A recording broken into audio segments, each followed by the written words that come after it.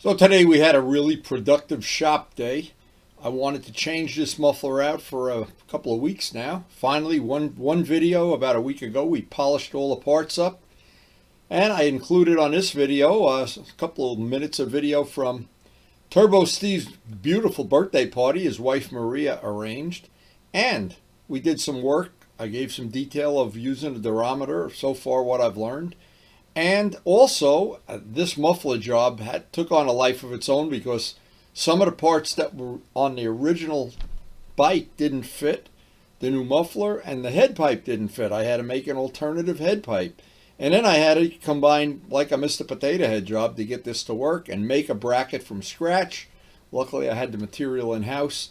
Oh, it turned, like many of these custom restoration things, it took on a life of its own. We tried to detail out how it went. It was a long day. And at the end of it, though, as the end is always on one of my days, we struggle, and I don't go to sleep until the job is done. And we shot some pictures with the wisteria in the background. And Stephen Walker's project in Australia. I shared some pictures of his project. And in the very end, this was the best thing of all.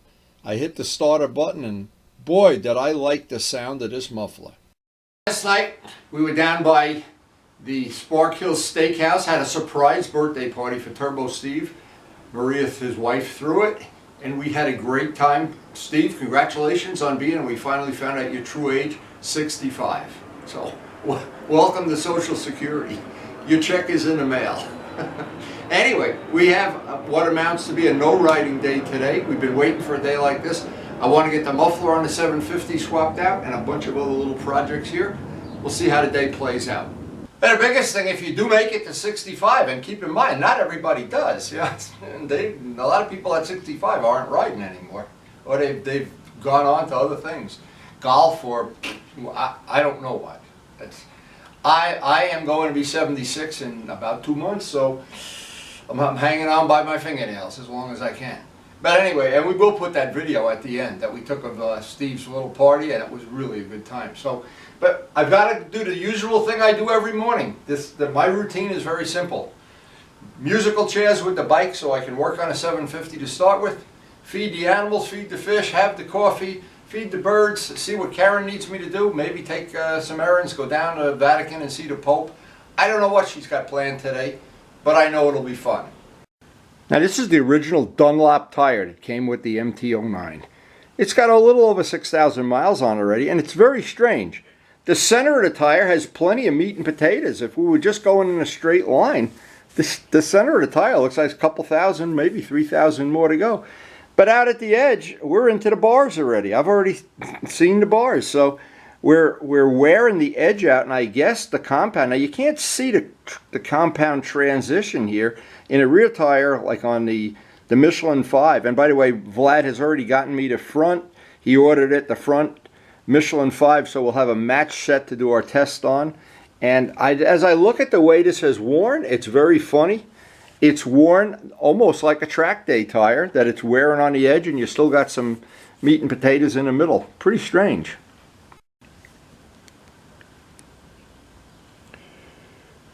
Okay, so you can see with the durometer, it's relatively hard rubber, 58.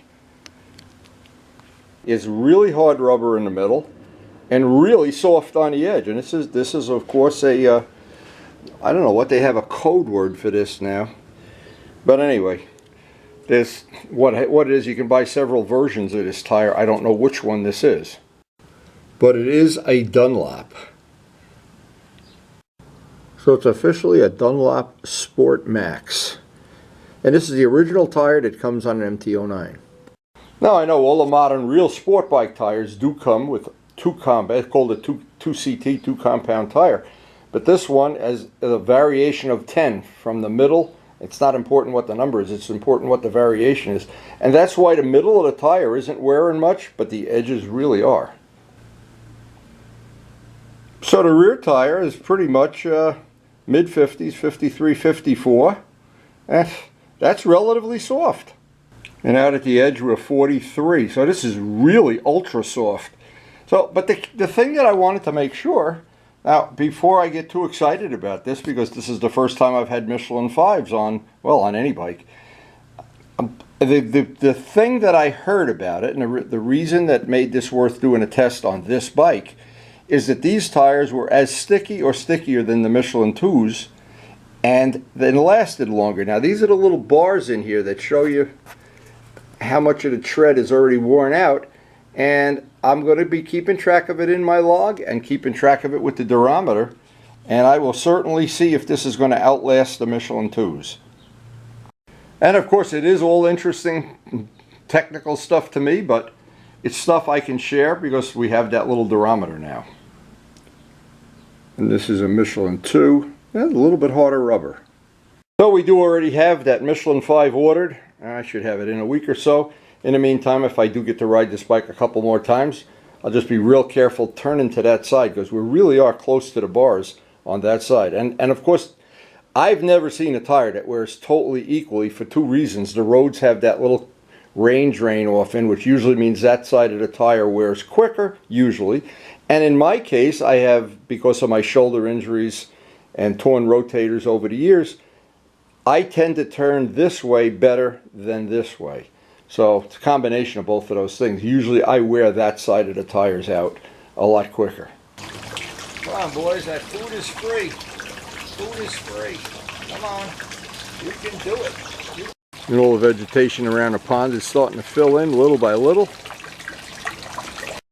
And it's super early here, but you can see already we are in almost full bloom of Karen's wisteria. That really, I'm going to get out here later, maybe if the sun comes out, get some more photo shoots. I love having pictures in the middle of the winter when it's snowy out. Look at how nice it was here in the summer. And Karen's hostas are already filling in. One by one, the plants are all filling in. We've got some of everything here. It has really been a special year for us. And we got all those house plants, all those starter plants. And once again, thank you to Joe Padula for helping me with the stonework. This whole thing is going to be really nice this summer, I think. And how much fun do you think Karen's having out here every day? We're looking at every one of the plants. Every day grows a little bit. Some of them actually are growing pretty fast. The beans are growing really fast. I can't believe it. But all part of the life of a farmer before we get started working on that motorcycle. And nothing gets a day started off quicker than a nice cup of coffee. So previously, a couple days ago, we polished up the parts. They should be all ready to go. I've had my coffee. I'm ready to get those bikes moved around and get. And that video was on last week, the polished parts video. These parts were restored up beautifully. And hopefully they're going to fit as well as they did when they were on the bike the previous time, but that's not a guarantee.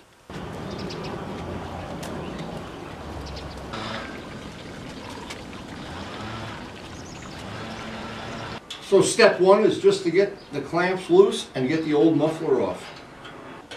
Now the clamps that hold this are really in an awkward spot. It's really difficult to get the wrench in there. I had to kind of improvise. I don't know if this is going to come out the way I want. There we go. Okay, finally. And what really makes this handy when you need it is the good old-fashioned Harbor Freight flashlight. They used to give these away and now they charge you for them. It's always these clamps. If you leave the bottom down, I don't like having the bolt part of it down. I like to tuck it up, but then when I go to take the muffler off, why did I do that? I'm a slow learner. And we got these at Harbor Freight not long ago. These little the Allen wrenches that go on, and boy, now's the time we're going to use them. It's starting to pay already. Now another little thing, I have these magnets that I got at Harbor Freight too. I try to hang some of these tools up. When you're using them, and you can keep them in order, it just makes that really, really nice. Now, in the years that we had these loud exhaust systems on the motorcycles, one of the things was we were riding in basically most of the time in Harriman Park. And it didn't really matter. But since the park has gone downhill with pedestrians and bikers and everything, where we ride now most of the time is in a very quiet area, populated area, and having these quiet mufflers is a big thing, a really big thing. Boy, what an advantage as opposed to having those T-handles. This is really nice. And it's amazing how these inexpensive tools are so inexpensive, but the day you need them, it just makes a job like this so much nicer, so much easier.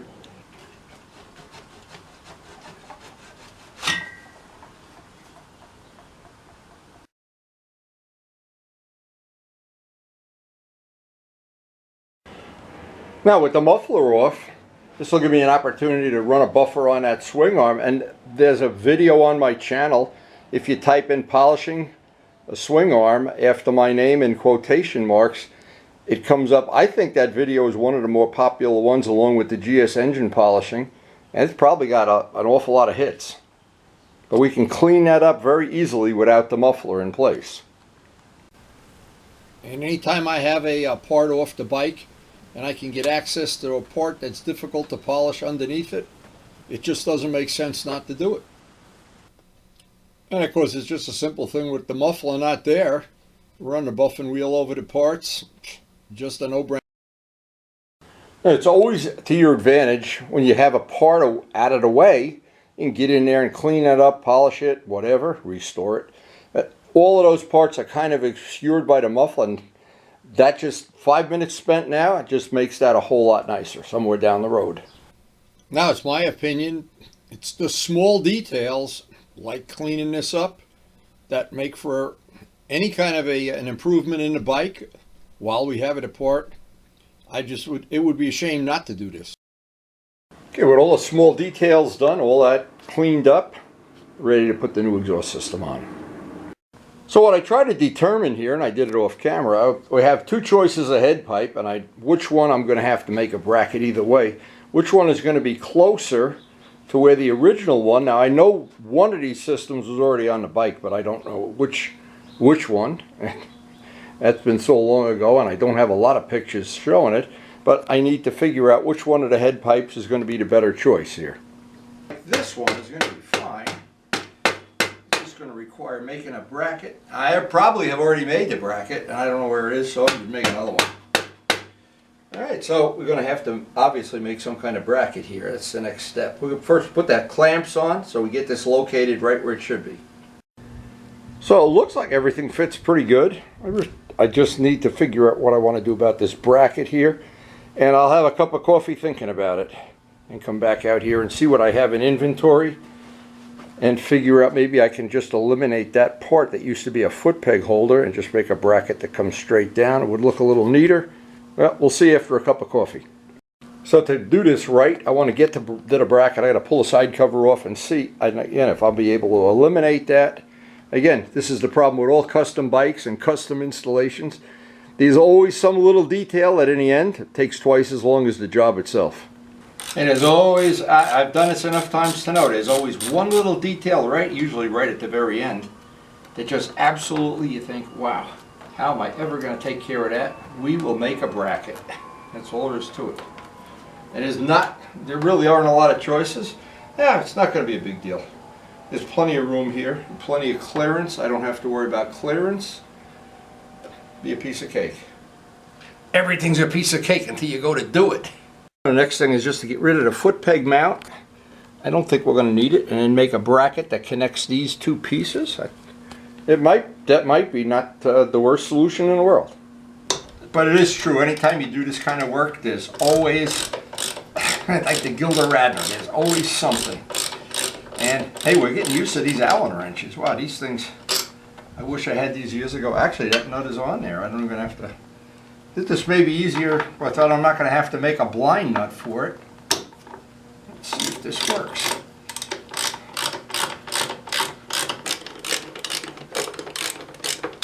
Yeah, sometimes a $5 tool can just make your job that much easier, and you wonder why you didn't buy it 20 years ago. There you go. In fact, this piece comes right out. Wow. I haven't had this off the bike yet, so I didn't know how that comes apart. We have to see where this side cover interference is going to be. Yeah, I can't do it there. It's got to be further back. Okay, so I'm going to have to attach it further back by actually up to about here. So it looks like, see, I was going to try to use that bolt. That's not going to work because what's going to happen is the side cover is going to interfere there. I don't want to cut the side cover. So I'm going to have to probably put, well, I don't know if I can get a bolt in there. I'm going to have to connect, basically connect this piece right here. Now, because I have all these camera mounts, one of these, and this is all 1/4 inch aluminum, one of these might be that I don't have to even repolish. I can just cut it, modify it. Always good to have a bucket of spare parts. Oh, by just looking at these, I know I'm going to need one longer than this, and maybe I will try to use that and just modify the side cover if I have to. I need this without the bend. Oh, I know I have material down in the black hole in space. We'll see if I can make this bracket up. So I just made up a little pattern of where this is going to have to be until I actually make this up. I had to make it a little bit longer than that. That'll be fine. I think the first thing I'm going to do is try to use this bolt and see if that works, and if it doesn't, needless to say, then I got to go to plan B. Okay, so we know how far apart the holes have to be. So the first thing is to dig around here in our black hole in space and see if we have some appropriate material. You never know what's down in there. Luckily we got a nice 3-foot piece of this material, and this is very good for making brackets. Hacksaw that off. Drill the holes roughly, and just before I do any polishing or anything, look and see if we got the right dimension or if we need extra bends in it. And then the final thing is we'll polish it. I feel like Alan Milliard cutting those Kawasaki engine cases apart with a hacksaw. Obviously he has a little more skill than I have. It's amazing what he can do with a hacksaw. And a step drill is the easiest way to drill this on a slow drill speed. Okay, now we can just go out there and do a rough fit and see if we're even close to having the right dimension before we radius this all off and or polish it. So the first thing we need is a longer bolt by the thickness of the material, and maybe even a little more, and I'd like to, if I can, get at least a grade 8 bolt in there. And I know we have at least one bolt. We have to have at least one bolt that's going to fit this purpose. So we got exactly what we need in a grade 8 bolt, an Allen grade 8. And what's going to happen now that, of course, when I put the final assembly, I'll clean this up and Loctite it all solid. So as I'm fitting this up, I have two choices here, and I want to make or find a spacer that fits in there. And if that works out, I don't think this is going to work out bad at all. And then the last thing is going to be I'm going to have to grind a little bit away from the side cover that I don't think you're even going to see. But hey, in the meantime, that looks like that's going to work okay. Some 2000 grit sandpaper. I'll try to... This doesn't have to be totally polished right now because it's not a final thing. And once I button it all up, I'll figure out if I want to make this even nicer, put a little more polish on it. But right now I just want to clean it up, get all the marks from being sitting in that junk bin out, and run it over on a buffing wheel and see what we got. And of course it polished up here, and fast forward again. It polished up nice. The only problem is it gets hot as can be. I've been spraying it with water in between trips to the wheel. Now as I install this for what I hope will be the last time, get a little blue Loctite on there. And we'll see. I have two choices. I can put this in the back or the front. I don't know. I'm going to start by putting it out in the front, and let's see if that works. I don't know if I'm going to have to change it, but I think we're close.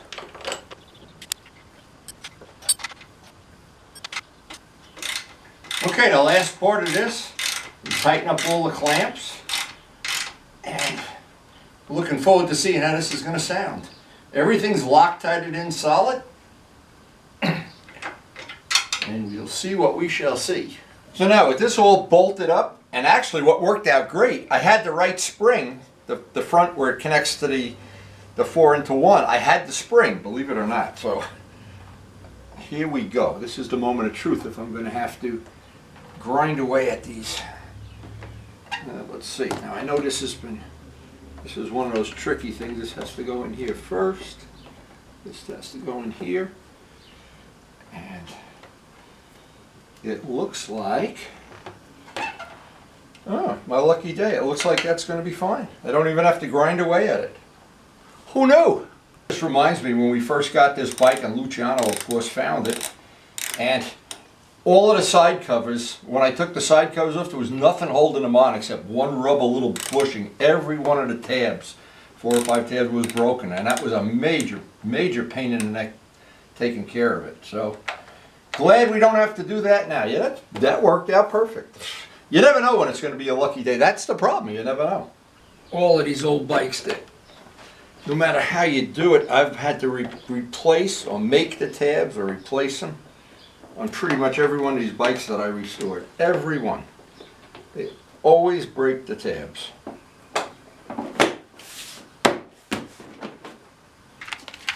I always like this little tray that I got from Harbor Freight, the handle and the bolt. A nice little invention. I just ran a buffing wheel over it, get off some of the hand scratches from putting it on and fingernail marks and whatever. And no matter what, a little maintenance here, getting it polished up, getting all the fingerprints off it. I wanted to do a photo shoot at the end of getting this installed, and most of all, I want to hear what it sounds like. Well, the last thing I wanted to do today, I wanted to get outside while the wisteria is in full bloom and get some pictures of this bike. I'm trying to, as I'm riding the bikes, hopefully I'll get each one of the bikes with some of the wisteria in the background.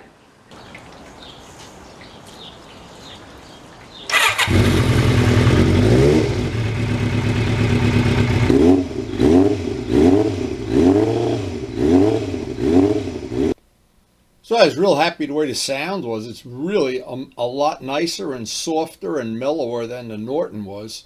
But again, it's because we have to ride in these populated areas. It's a good choice to stay stealth. I got some pictures around the pond and with the wisteria just to put in my album. So when winter comes and I'm snowed in, and next step is going to be to get those, by the way, get the black wheel on the back and our new tire. We don't have many miles left on that back tire. That's one of the next projects. Then we'll have the matching black wheels with the green accent stripe. That'll be another nice little upgrade for the next rainy day. Well, that's it. This was a really productive day, and it's just starting to rain again. So I'm going to get the bike out of here, get it back in the garage, and we got to do some work on the computer before the day's over.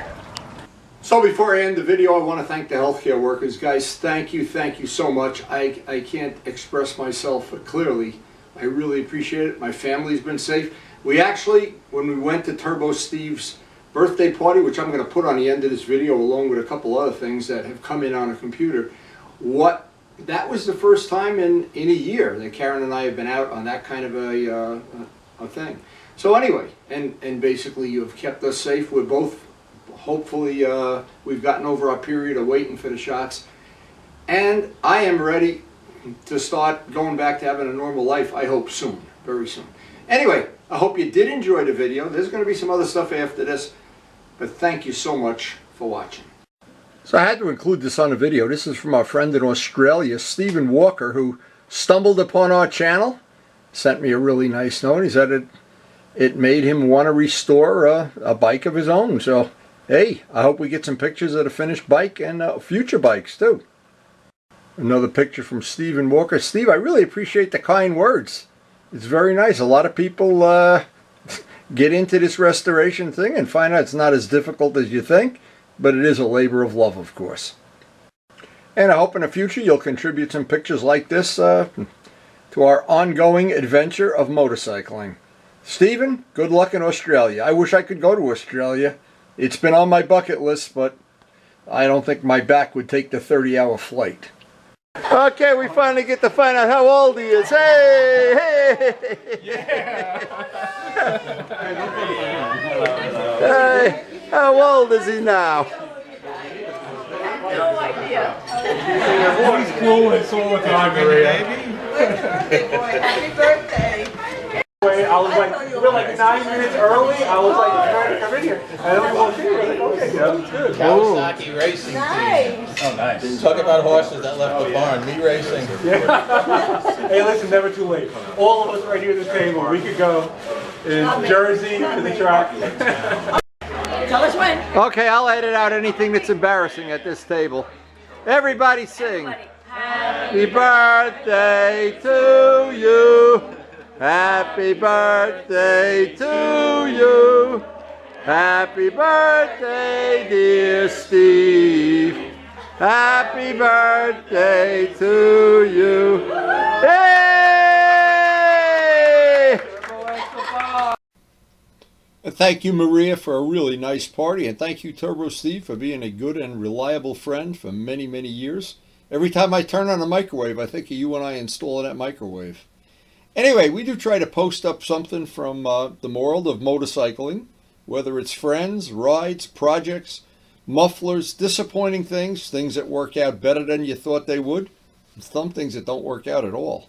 We try to put them all out there. And some of that good tire information as we start our extensive testing of the Michelin 5 tires on the MT-09. All good information. I hope I don't leave out any details. I do enjoy shooting the videos, making the videos, and all of the work that goes along with it, because at the end of it, I get to ride the bikes, and then at the end of the ride, I get to keep them. It's a pretty good deal. So again, I hope you did enjoy the video, and it's a labor of love. Thank you so much for watching.